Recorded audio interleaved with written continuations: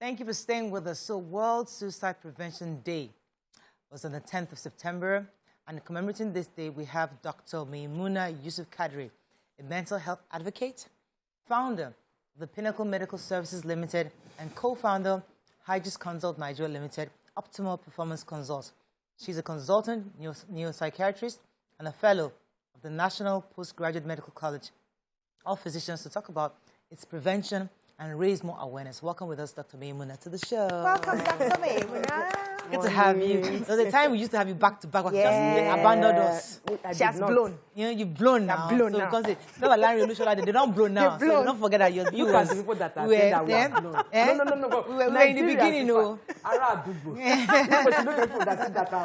are you doing, though? Look amazing. So we brought you for a very serious matter, suicide, because it's quite sad, you know, and it's sad that they've even made in Lagos, they made Third Mainland Bridge like the venue for suicide missions, and every now and then you're hearing one person wants to fly over, jump over, and you're thinking to yourself, this year, as we commemorate this date, what new message is out there on how to prevent suicide? You know, when this was made a day, that was, I think, 2003, as Suicide Prevention Day, and of course, September is Suicide Prevention Awareness Month. We know it's not, one day is not enough, and we also know that 1 month is not enough, but it's preaching that hope. So for the past, since last year, there has been a triennial team creating hope through action. Because when you create hope for people that have suicidal thoughts, people that are dealing with suicidal issues, or even families that have lost somebody via suicide, they feel cared for and they feel supported. So what are the new things we are looking into? There's nothing we are definitely reinventing. It's the things that are available to each and every one of us, especially with the advent of social media. With the advent of social media, if we do not report suicide cases responsibly, it can skyrocket into what we call the weatherman effect, you know, whereby we have that people, you know, now a well-celebrated suicide case will now be, people will start affiliating with it. Becomes trendy. Becomes trendy. You know, we call it copycat suicide.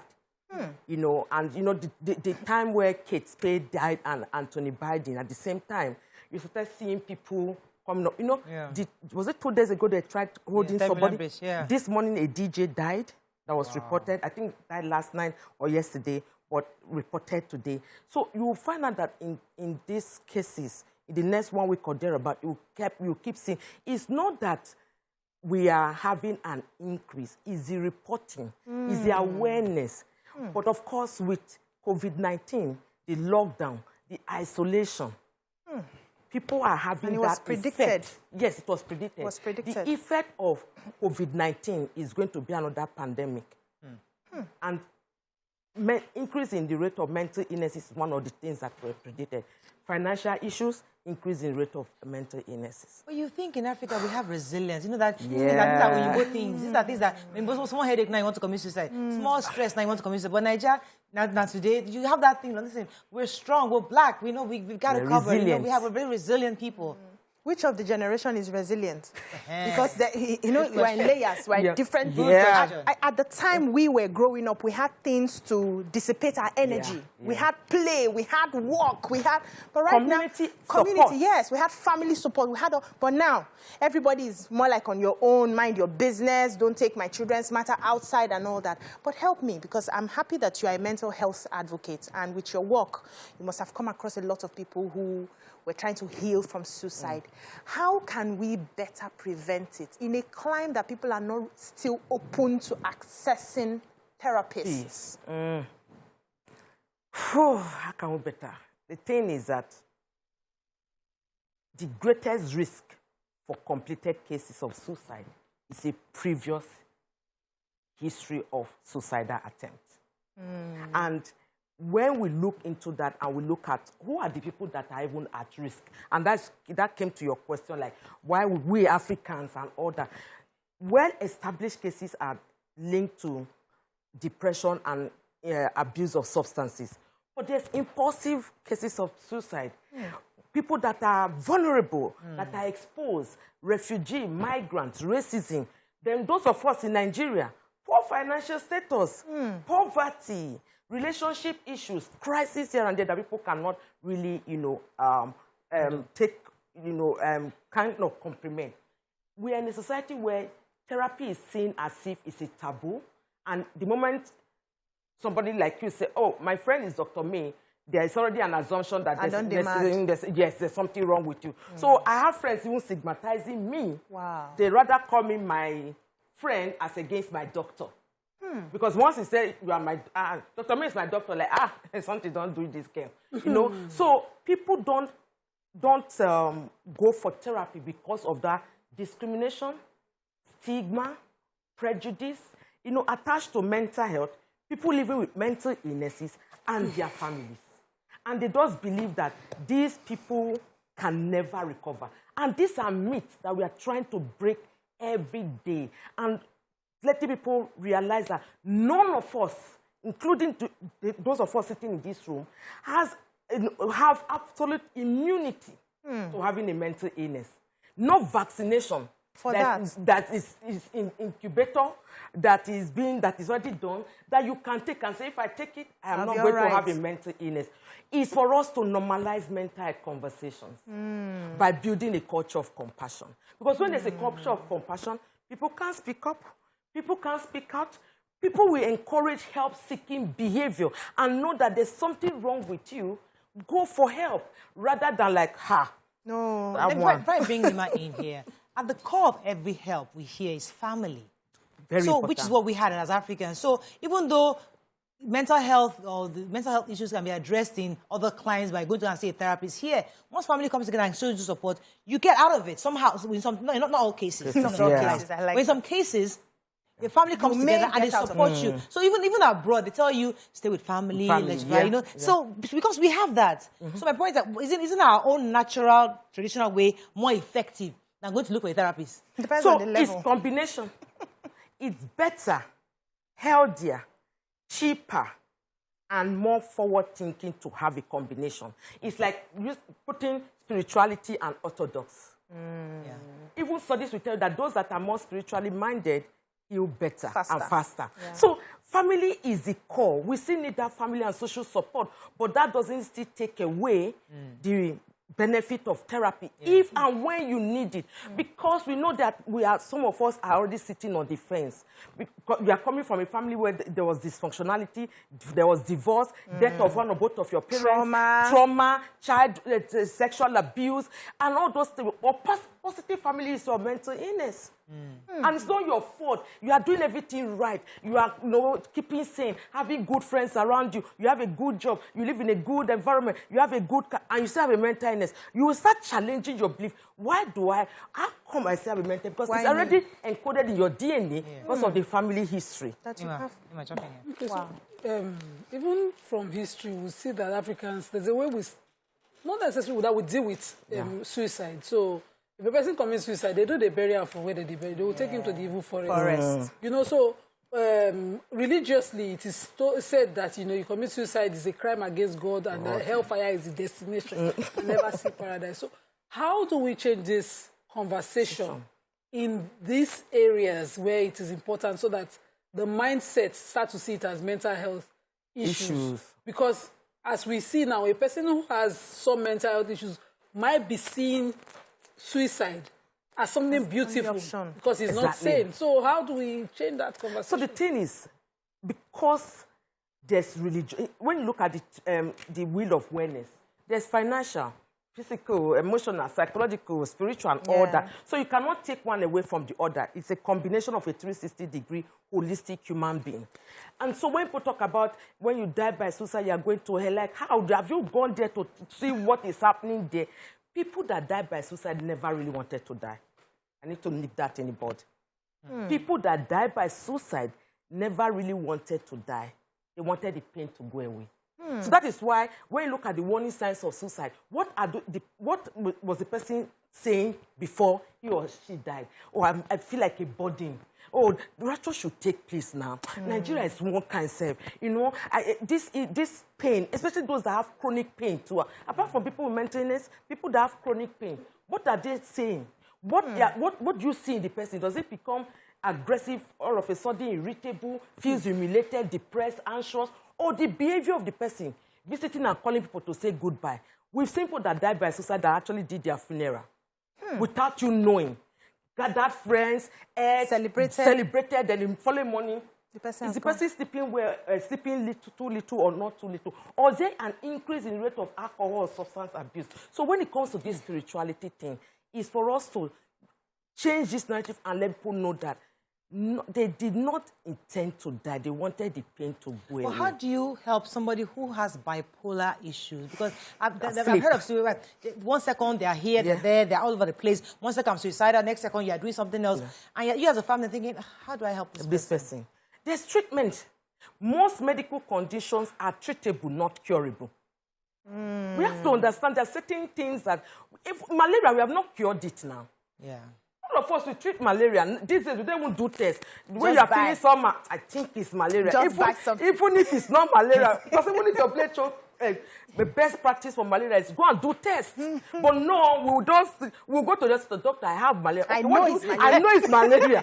So the truth is that most medical conditions are treatable. And managing bipolar affective disorder, because it's the two ends of the polar, whether on one side depression, one side mania, is to give this person something that will be able to balance the mood.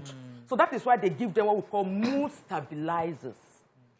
That doesn't mean that this person may not have maybe suicidal or harm him or herself later, but at least that treatment is there. Counseling and therapy is there. If there's a need for admission at any point in time, the person goes. Family support, the person should have work doing or be in school. It's all round. It's total package. Not just one, then maybe you are helping the person. We've seen people that have mental health issues. They come to the clinic regularly. They take medication, as prescribed, but they are not getting better. Why? They are in a home environment that there is hostile, and there's a toxic relationship where we have what we call a high express emotion. Any small thing the person does, is that your sickness that is in you? I know that is what is in you. Or it's because you have not taken your medication, Abi. Even in the workplaces. How can that person heal? How can that person heal? Even in the workplaces, they will set a banana peel. Before you know what is happening, the person will lose his job. Two things will be following that person. You are dealing with a case of medical condition, and then you are losing your job. Fry pan to fire, grace to grass. So how do you want that person to heal? So that narrative is a collective one, and the management of suicide is multidisciplinary, multi-sectorial approach. It's never one size fits all. Doctor, so I'm doing some studies in this, because this is also my line, gradually, but through the spiritual angle. Very important. And I've been having conversations. So there's a particular person I'm working with who has had issues of suicide before, and he's gradually coming out of it. And after a while, he had to relapse. And we started. And one of the things I discovered is before that thing comes, it starts with a deep thinking of, I have failed everybody. I have failed myself. And we're trying to go through a process of how do you change those thoughts? Because those thoughts come as feelings, and those feelings go into those behaviors and those habits and takes you down. So how do we start by teaching people how to understand that failure is okay? Exactly. Nobody should put you under pressure to have a form of success that is not yours. You will get there at your time. What sort of conversation do we begin to have with people around us who are constantly looking at themselves as, have not achieved as much as Nima, I'm a failure? I know that thing comes from that when you feel that you haven't, you at a certain age, you should have done X, Y, Z. No. There's what we call failing forward. You don't have to see failure as a big thing. Rather, see it as lessons learned and run with it. In fact, if you don't fail, you will never progress. It's because you failed on something, that is why you are making adjustments and making changes. So what brings about those kind of feelings? What are the triggers for that individual? You must deep dive into every individual is unique, wonderful and fearfully made in the image of God. So you must deep dive into that person's, genetic makeup and know what are these person's triggers, what are the recent events. Because sometimes I've seen somebody was a manager, jumped 2 ranks and became a GM, GMD, because one of them retired, the other one relocated. He couldn't fit in. He was having anxiety. He was having pause because he was like, I wasn't prepared. This was supposed to come in 5 years' time. It's here now. It's here now. How do I cope? So it's not every failure that even successes can make you feel that way. Let me pause you for a second because this call is holding and it might be an important call. Rotimi from Ikorodu. Good morning. Are you there? You're live. Go ahead, please. Good morning, sir. The issues you guys are discussing are very germane. I won't lie to you, there are so much depression in the society. You see, Nigeria is going towards a very dangerous end. Before now, there was nothing like suicide bomber in Nigeria. We used to hear it in news in Iraq and Afghanistan. Today, Boko Haram institutionalized suicide bombing, and this one is gradually phasing out. The major challenge ahead of us now is this suicide mission.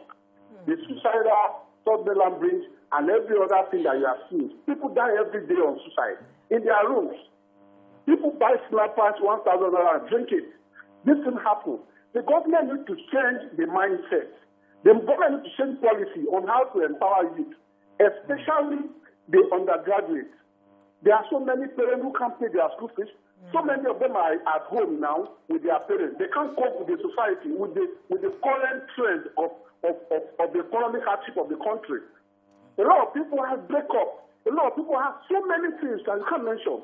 Lastly, before I take more of your time, I will advise Lagos State government or federal government right now to do a covering through third-mainland bridge, to cover third-mainland bridge, to cover it like probably the way they are.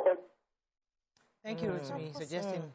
So, this issue of when somebody tries to commit suicide, as a therapist, what's the first thing you do to that person? So now we saved him or her from jumping over third-mainland bridge, and we've captured the person. What's the first thing you tell the person? How do you start that therapy? The truth is that when such a person comes, sometimes you just sit in space for the person. You may never need to say anything. Yeah. You can introduce yourself and let the person know, my name is Dr. Maymunah Kadiri. I'm a therapist, and you are welcome. And just sit. And just sit. A lot of times, the words we say, if you listen to that video of that 2 days ago, because I was tagged, I woke up and I'm like, what is this tag all about? Somebody said, why do you want to commit suicide? Why do you want to kill yourself now? If there are many problems in Nigeria, why do you... You know, those words you say. So the thing is that we have to listen to people not judgmentally, whether in therapy and outside therapy. We have to learn to reduce, that attack on people as if they are going to go to hell if they die by suicide. So if they come in as a therapist, the first rule, medically, globally, is to have a detailed medical history.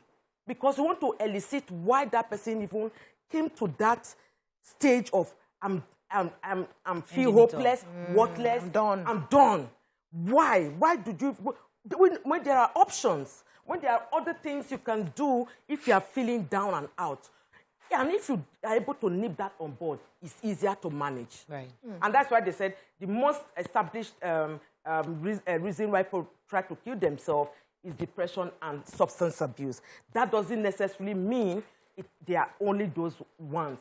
And when you talk about the younger people, fourth leading cause of suicide, fourth leading cause of death among the age 15 to 29 is suicide. So, and these are our future generation, future leaders. So since this is the day of the awareness, what can we do? What can people around, people who have those thoughts do? How aware should we be, and what should we look out for? Awesome. This is one platform we are doing now, which is very good, creating that awareness. Schools have just resumed, whether locally or internationally. A lot of children have resumed in the last 2-3 weeks and they are in school. Schools should also ensure they establish create a mentally healthy, school environment where children can easily speak. When you talk to children, especially those in secondary school, they are telling you they don't want to talk to the school counselor. No. Mommy, that school counselor does. I said, why? He said, because the school counselor will go and use his or her case to discuss. So they're usually not fine and attractive. Yes. They need to attract the children. No, you start from there. These kids, I have a teenager, so. So you see those kind of things. So create that mentally healthy school environment. Even do assessment, through link to parents. The way we receive, most of us as parents receive love letters this new session, increase in school fees and all that. Then, of course, train the law enforcement agency to know how to report to them. And media, we did the training for media in 2020. And what did we do about that? How to report cases of suicide responsibly. Instead of saying, Lagbaja died in number 3, Mushin Road, don't specify those things and use sniper. No, don't put those details. That's important. Don't put those details because We now have to wrap people up will the go to Mushin and find out and then go to that Iya Sikira and buy sniper from him. They said it was fun. Don't do that. Thank you very much, Dr. Maymunah. I have to let you go because we run out of time. Dr. But it's always a Maymunah. pleasure having you on the show. We definitely have to bring you back because this issue of suicide is prevalent and we must stop our young people from engaging in it. Just like Rotimi said, it's hardship everywhere. What is affecting them in America is different from what's affecting us here. Here it's poverty. And people are depressed. And we have to find a way to solve that problem. That's all we can take on the show today. We'll see you tomorrow. Bye for now.